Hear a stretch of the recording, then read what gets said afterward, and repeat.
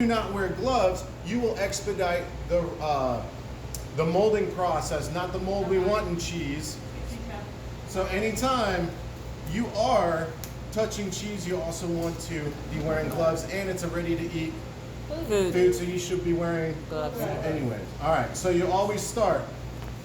How do you know you have a good artichoke? When you pull, you should be pulling directly down and the leaves should snap. These guys are beautiful. Now if they get rubbery and they don't pull, you probably have a very young or old artichoke.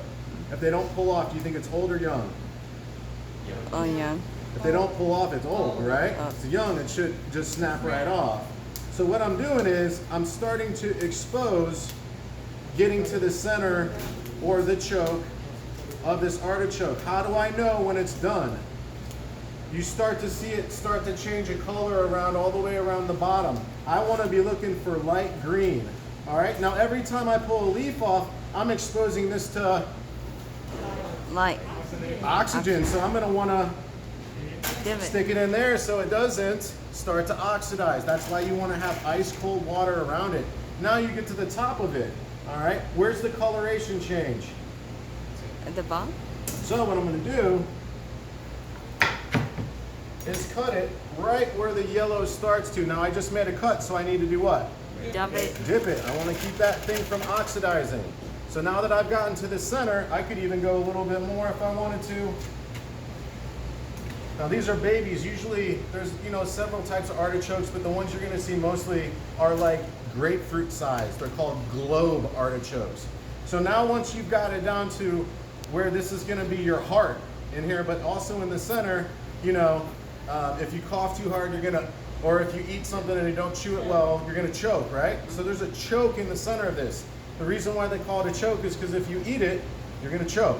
So when you get down to the end, you're going to want to make sure you have a good paring knife. Now this is not a paring knife, it's like a utility knife, but what you're going to want to start to do is start to very carefully peel the stems all the way down.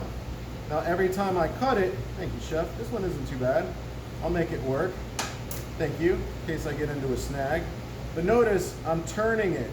I'm just trying to cut all of the green off to get to the white. Now these are babies, so the stem might not be as necessary as a bigger one, because the bigger it is, the more there's gonna be of it, right?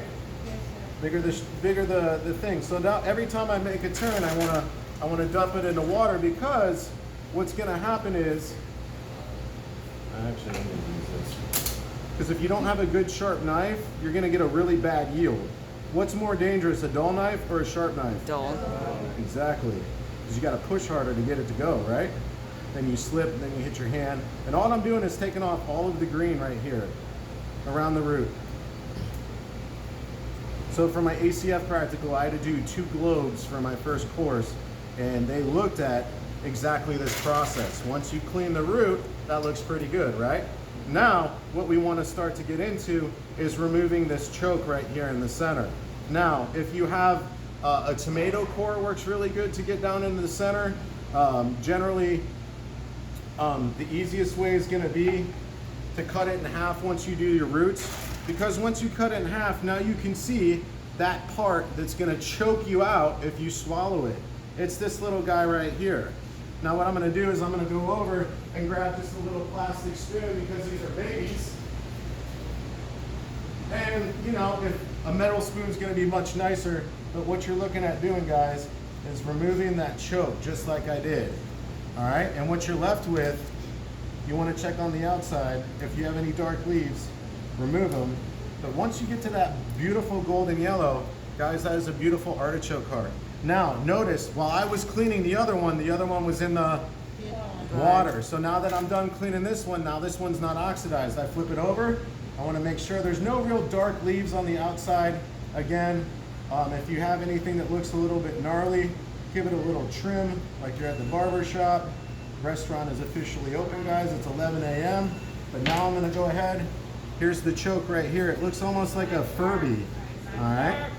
So what I'm going to do is just put my knife in there and scrape it out. And that concludes today how to clean an artichoke heart. There you guys go.